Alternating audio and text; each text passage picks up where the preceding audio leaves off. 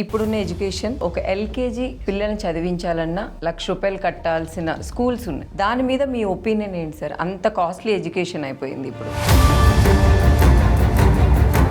ఈ ఫ్రీగా ఇస్తున్నారు చూసావమ్మా, నేను దానికి మొదటి నుంచి వ్యతిరేకం. ఇది కొంతమంది కోపం వస్తుంది, కానీ తప్పదు. ఎందుకంటే ఈ దేశ ఆర్థిక పరిస్థితి దిగజారిపోతుంది. అలా ఫ్రీగా ఇవ్వటం అవుతుంది. మనం ఎవరికి ఫ్రీగా ఇవ్వాలి? హ్యాండిక్యాప్ పర్సన్స్ ఉంటారు, నడవలేని వాళ్ళు, ఒక 75 years దాటిన వాళ్ళు, గుడ్డోళ్ళు, కుంటోళ్ళు ఇలాంటి ఉంటారు. వాళ్ళు ఫ్రీగా ఇవ్వాలి. ఎడ్యుకేషన్ మాత్రం అందరికీ ఫ్రీగా ఇవ్వాలి.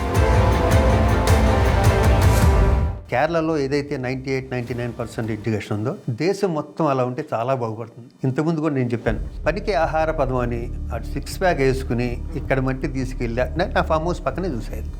నేను చూడకుండా ఏది మాట్లాడు, అబద్ధం మాట్లాడు, ఉన్నదంటే మాట్లాడు. ఇక్కడ మట్టి తీసుకెళ్ళి ఈరోజు ఇక్కడ వేస్తున్నారు, మళ్ళీ 4 రోజులు పోయాక ఈ మట్టి తీసుకెళ్ళి అక్కడ వేస్తున్నారు. పనికి ఆహార పథకం ఇలాంటివి చాలా ఉన్నాయి.